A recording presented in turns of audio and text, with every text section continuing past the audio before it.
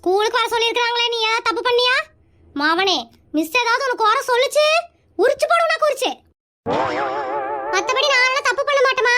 நான் யாரு? முப்பாத்தா பையன்ல, நான் எப்படி தப்பு பண்ணுவேன்? என்ற அழகு செல்லம், நீ எல்லாம் என்னைக்கு தப்பு பண்ணிருக்கிற? அந்த குட்டி வாத்து இருக்குது பாரு, அதான் ரொம்ப சேட்டை பண்ணு ஸ்கூல்ல. நீ எல்லாம் ஆரம்பத்துல இருந்தே நல்ல பிள்ளை. Hi hello. ஏன்டா சஞ்சய், உங்க கிளாஸ்ல எல்லாம் யூனிஃபார்ம் போட்டு தான் வருவாங்க. இதுன்னு இந்த பிள்ளை யூனிஃபார்ம் போடாம நின்னுட்டு இருக்குது. இன்னைக்கு என்ன பிறந்த நாளா? ஐயோ அம்மா, இவங்க தான் என்னோட இங்கிலீஷ் மிஸ். புதுசா ஜாயின் பண்ணிருக்காங்க.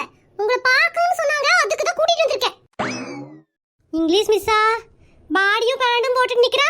இவளையெல்லாம் ஸ்கூலுக்குள்ள எப்படி விடுறாங்க? What is this? Sanju, what happen? No miss. 1 minute please miss. அம்மா மோளத்த வாங்காதீங்க. அவங்க இங்கிலீஷ் மிஸ்மா, கொஞ்சம் ஃபேஷனபிளா தான் ட்ரெஸ் பண்ணுவாங்க. கொஞ்சம் பொறுமையா பேசுங்கம்மா. Sorry miss. அம்மா என்ன எதுக்காக வர சொன்னீங்க? உங்க சன் சஞ்சய் இங்கிலீஷ்ல ரொம்ப வீக்கா இருக்காங்க. வீக்கா இருக்கானா? ஏடா நீ வீக்காவா இருக்கற? நல்லா தான சாப்பிட்டுட்டு இருக்கற. ஒரு 3 நேரத்துக்கு 5 நேரமா சாப்பிடுற. ஜூஸ், டீ, காபி நீ எல்லாத்தையுமே குடிக்கிற. உடம்பு நல்லா தான் தேத்தி வச்சிருக்கற. அப்புறம் நீ வீக்குங்கறாங்க மிஸ். நான் வாங்குன மார்க்க தான் மிஸ் சொல்லுது. அம்மா உடம்புன்னு நினைச்சு பேசுது. அதாவது ஒண்ணும் இல்லைங்க. தீவனம் நல்லா தான் திங்கறா. என்ன அவங்க அப்பன மாதிரி உடம்பு தான் வைக்க மாட்டேங்குது. ஆனா எலும்பு நல்லா வெயிட்டா தான் இருக்கும். பையன் வீக்ல இல்ல, ரொம்ப ஸ்ட்ராங். சரி, வாட் இஸ் திஸ்?